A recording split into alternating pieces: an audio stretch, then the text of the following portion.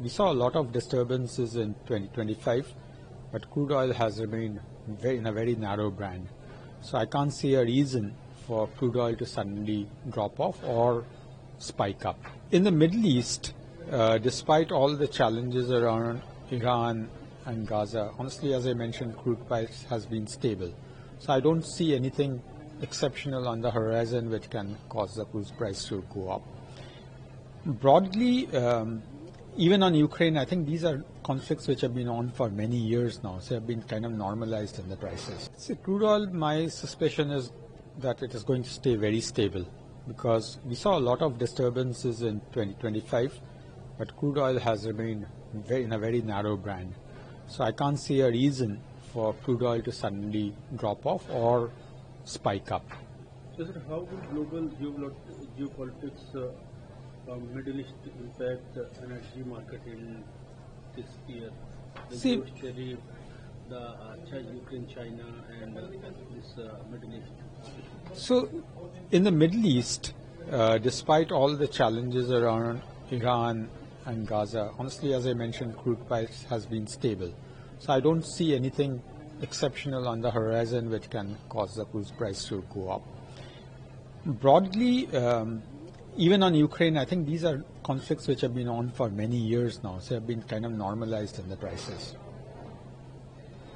So, India is set to roll out a support package for the development of small modular reactors to boost its nuclear energy mix.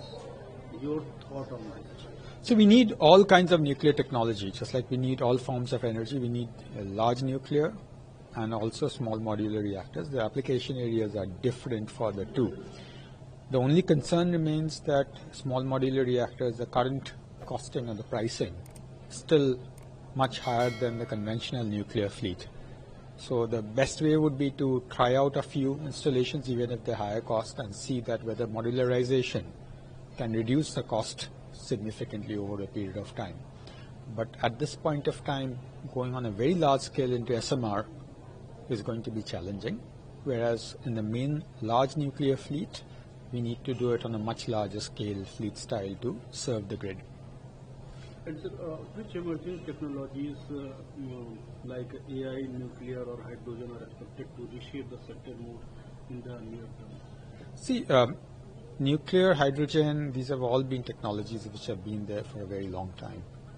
AI is a different genre of technologies, but it is really burst on the scene and now it's settling down. It can really transform the enterprise. So it is not about the technology for power generation or oil and gas production. It is actually the enterprise level applications of AI that is going to transform the organizations. Your price outlook? As I mentioned, I do expect it to be in a relatively narrow band because there have been lots of disturbances. All of that has been normalized. And what about U.S. sanctions? How do you see the entire scenario from the India's perspective? I don't think I can speak about U.S. sanctions, and in fact, there are no sanctions. There are secondary tariffs on India's exports. Honestly, these are things which we have seen in the last few months, a lot of volatility. Sometimes something gets imposed, it gets withdrawn, something else gets done. So I think negotiations are on at this point of time today. We should remain optimistic that the two largest democracies of the world should be able to find a place, common ground. And what about switching to renewables and environment-friendly energy sources? So where we stand in India? No, we are doing pretty okay. There are always challenges in implementation. So it's not a policy challenge, it's an implementation challenge because it's about production of renewable equipment, then transmission, installations, management of grid. These are complex issues. So despite all the intent being there, sometimes there will be roadblocks, setbacks, not because anybody wants to stall them, but because practicality requires it to be going at a certain pace as compared to the targets set.